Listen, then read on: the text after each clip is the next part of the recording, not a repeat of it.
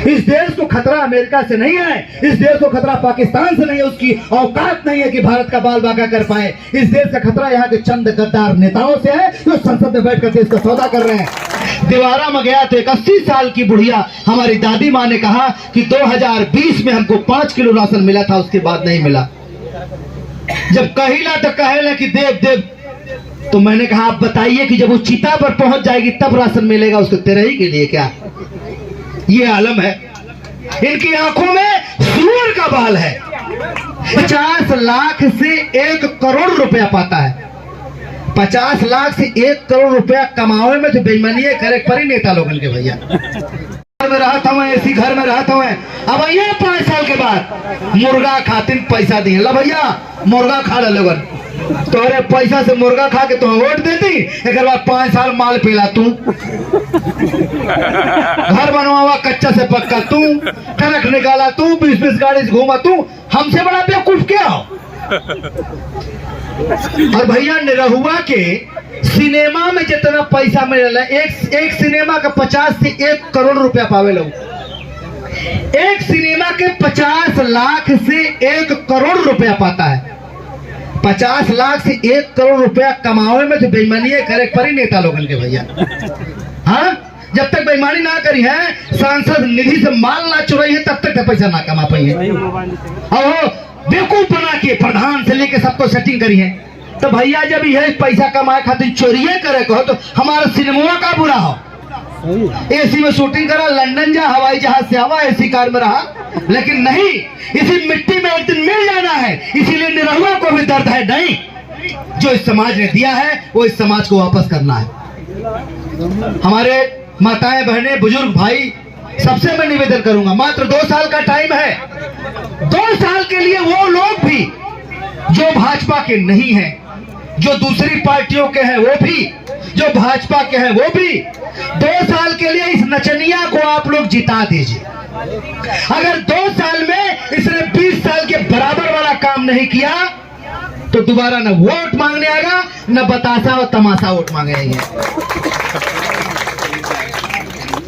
जीतने के बाद तो वो नेता आए ही नहीं, और हारने के बाद निरहुआ 3 साल तक आजमगढ़ में लगा रहा। आजमगढ़ छोड़कर गया नहीं। हर महीने उसका 2 दिन 3 दिन 4 दिन आजमगढ़ के हर प्रोग्राम में बीतता रहा, जबकि चुनाव उसको पता था कि 5 साल बाद होगा। ये तो भाग्य से आ गया बीच में, लेकिन इन लोगों का पता हो अब एक बार ना आवत हमें आजमगढ़। पहले कहे आजमगढ़ हमारा है, आजमगढ़ का लड़का कौन स्कूल में पढ़ा था। मैं आजमगढ़ के महिलाओं की क्या प्रॉब्लम है। कल मैं दीवारा में गया तो एक 80 साल की बुढ़िया हमारी दादी माँ ने कहा कि 2020 में हमको 5 किलो राशन मिला था, उसके बाद नहीं मिला। जब कहिला तो कहेला कि देव देव, तो मैंने कहा आप बताइए कि जब वो चिता पर पहुंच जाएगी तब राशन मिलेगा उसको, तेरे ही के लिए क्या? ये आलम है। इनकी आंखों में सूअर का बाल है। ये राजनीति को धंधा बनाए हैं, इन्होंने राजनीति को पेशा बनाया है। राजनीति समाज सेवा के लिए है, माल कमाने के लिए नहीं है। जिसको माल कमाना हो धंधा करा, मुर्गी पाला, गधा पाला, भैंसा पाला, गोरू पाला, दूध बेचा, खेती करा, मुर्गी फार्म खोलना, भट्ठा खोलना, राइस मिल खोलना, स्टील प्लांट खोलना, कुछ कहला भैया। डकैती करवा, डकैती करे खातिर आया नब जीतती रह गई। हाँ भैया वोट, हाँ भैया चाची काकी, और जब जीत जाए तो उनके ऑफिस में जा, कौन है रे? कहते भाई सोवत हमें। आपकी हिम्मत ही नहीं लेगी। उनके अगल बगल इतने बंदूकधारी रहेंगे कि तू खुदे डरा डरा जाइबा। हाँ साहेब, साहेब हमारा लड़का, हमारा फलाना। अरे एक FIR कराना हो थाने में तो नानी याद आ जाती है। आप जाके दिखाइए एक FIR करा के। तो मैं कहता हूं कि अगर एक FIR कराने में सबकी हालत खराब है तो आप जब अपने विधायक को, अपने सांसद के पास जाना चाहेंगे तो कहां ढूंढेंगे? आप ईमानदारी से बताइएगा कि आपके घर में कोई प्रोग्राम हो और आपको अपने विधायक से फोन पे बात करना हो, इसमें से कितने लोग बात कर सकते हैं उनसे? बात तो टच में ना रही है, उनके फोन में न लगी। हम लोगों ने हर ग्राम पंचायत में 5 लोगों को नियुक्त किया है। चुनाव जीतने के बाद आपको इन्हीं 5 लोगों को अपनी सारी समस्याएं बतानी है, और ये 5 लोग हर महीने अपनी समस्या हम लोगों के पास भेजेंगे। और हम लोग उस समस्या को देख करके फिर टेलीफोन के जरिए उनको बुलाएंगे, आपकी क्या समस्या है ये, और बड़ी समस्या हुई तो उस गांव में आएंगे।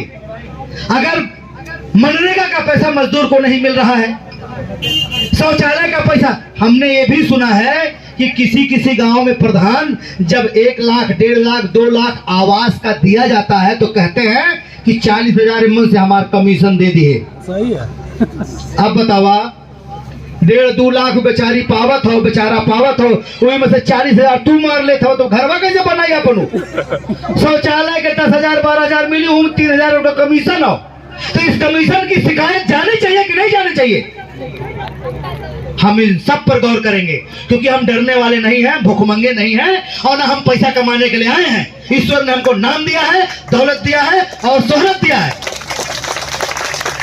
यही नेता लोग ये कहते हैं नचनिया पतनिया, अरे तोहके देखे खातिर कुत्ता न आवे, अगर स्टेज पर हमनी को बोला के भीड़ में इकट्ठा कर लेता, पहले हम लोगों को बुला के तुम भीड़ इकट्ठा करते हो और फिर अपनी बात कहते हो। नेताओं से जनता में अगर सबसे ज्यादा नफरत किसी को है तो नेताओं से, क्योंकि नेताओं ने अपनी हालत बनाई ऐसी है। सफेद कुर्ता पहन को मन कत्तो करिया न लागे पावे, करिया चश्मा लगा के घूमे है।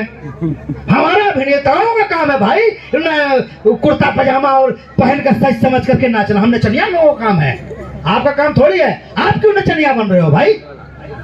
इस देश को खतरा अमेरिका से नहीं है, इस देश को खतरा पाकिस्तान से नहीं है, उसकी औकात नहीं है कि भारत का बाल बाका कर पाए। इस देश का खतरा यहाँ के चंद गद्दार नेताओं से है जो संसद में बैठकर देश का सौदा कर रहे हैं। हम गुलाम इसलिए नहीं हुए थे कि मुगल आ गए थे, वो शक्तिशाली थे, हम मजबूर थे अपने जयचंदों से। जब तक हमारे जयचंद ना पैदा हो तब तक साला कोई देश का आदमी भारत जरा भाग उठाकर देख दे, तो हमें अपनी इन्हीं जयचंदों से बचना है मेरे मित्रों। ये जयचंद आपके अगल बगल घूम रहे हैं। रावण कभी सीता को रावण बन के नहीं हर पाया, उसको भेष बदलना पड़ा, उसको ब्राह्मण बनना पड़ा। आपको तब तक कोई छल नहीं सकता जब तक वो बेईमान बनेगा। बेईमान हमेशा ईमानदारी का चोला पहनकर आपको थंगेंगे। भैया कैसे हैं, आपका क्या हाल चाल है, समझ ला कि ये करे एकदम 56 छुरी लेके घूमत होई। हाँ, हम आएंगे, हम आपके घर में, अरे आईबा ना आए के देखा तेरा ही हो घर में, लड़का बीमार हो, पता लगावा। नेता का मतलब है घर घर में जाना, और हिंदुस्तान में से नेताओं की बहुत कमी है। हमें गर्व है कि हमारा योगी ऐसा है, हमें गर्व है कि हमारा मोदी ऐसा है। कहा था मोदी चला ले थे, कहाँ बांध गए एक बूढ़ महतारी 100 साल के बाद एक घर में रहला। हाँ, हरिया छोड़ बर्तन ना, कहा था हमें चोरी करी है।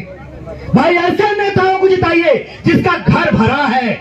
निरहुआ आप लोगों के बीच में अगर 2 साल अपनी उपस्थिति नहीं दर्ज कराई तो मैं भगवान कसम कह रहा हूं कि आपके यहाँ दोबारा वोट नहीं मांगने आऊंगा। और अगर इस बार आप चूक गए तो फिर 20 साल आप लोग ऐसे ही जूझते रहेंगे। आपका रहनुमा, आपका नेता दोबारा आ नहीं पाएगा।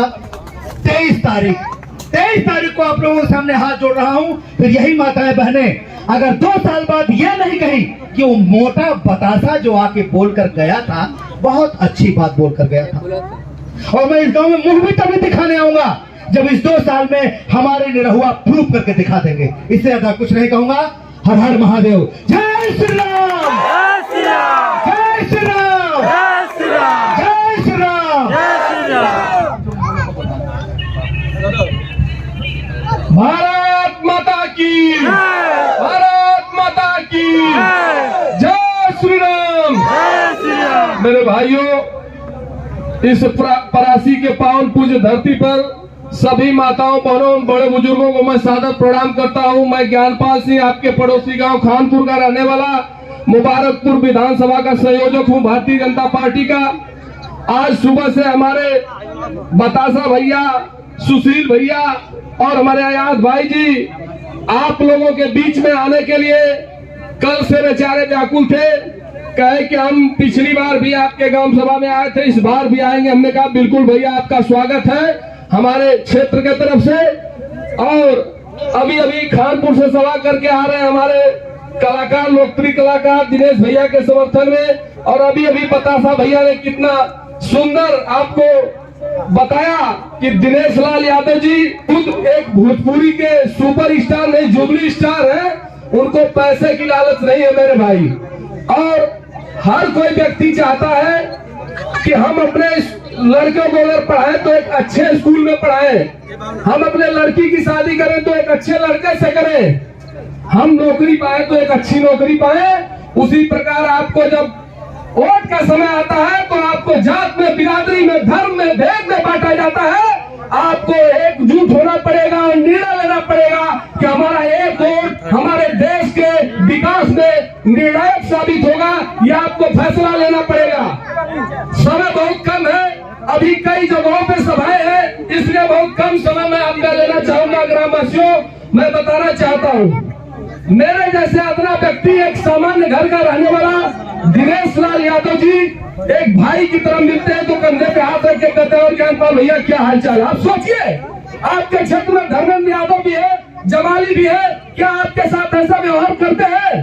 कोई नहीं आपको पहचानता होगा। यही दिनेश लाल यादव, आपके क्षेत्र में आग लगी थी तो नंदन प्रजापति को मेरे कहने पे 5,000 रुपया और 2 लोगों को कहने पे 5,000 रुपया दिए थे। ये एक लोकप्रिय कलाकार की हैसियत है। और मैं बताना चाहता हूं भैया, यह वोट 5 साल में एक बार आता है। आपको मात्र 2 साल का अवसर है। 2 साल में अगर बढ़िया कार्य नहीं हुआ तो मैं कह के जाता हूं, दोबारा आपके क्षेत्र में मैं वोट मांगने भाजपा का नहीं आऊंगा। और यदि मैं कहता हूं, भारतीय जनता पार्टी कोई किसी का मोहताज नहीं है, ये अपने आप में ब्रांड है। और मोदी योगी जैसे शासक पूरे दुनिया में परचम लहरा रहे हैं अपने विकास के दम पर, अपने नेतृत्व और पराकाष्ठा के दम पर। मैं बताना चाहता हूं, योगी जैसे सन्यासी से जब मीडिया वाले पूछते हैं, क्या आपको ऐसा नहीं लगता कि क्या आपको नहीं लगता एक मिनिस्टर, मंत्री और प्रधान होने के बाद पूरे ऐशो-आराम की जिंदगी काटते हैं और आप चीफ मिनिस्टर होकर के आपकी बहन चाय पकौड़ी की दुकान करती है। उनके अंदर समाज और देश के लिए जो सेवा और त्याग का भाव है उसको आपको पहचानना पड़ेगा। वो आपके बीच में एक राम की तरह आपकी सेवा और रक्षा करने के लिए आया है, यह आपको तय करना होगा। मैं आपको फिर बोल के जाता हूँ, आपका एक बहुमूल्य वोट आपके देश के विकास के लिए बहुत बड़ा नीति पत्थर बनेगा। और इस बीच में सभी लोग, जितने भी लोग आए हैं, मैं आप सभी को प्रणाम निवेदन करता हूँ। और फिर एक बार कहता हूँ, इस ग्राम सभा में जितने भी बड़े बुजुर्ग हैं, मैं प्रणाम निवेदन करता हूँ। और आपके एक एक वोट कमल के फूल पर पड़ना चाहिए। और इस बार 2 साल में आपकी तस्वीर नहीं बदली तो फिर दोबारा मैं आपसे कहने नहीं आऊंगा।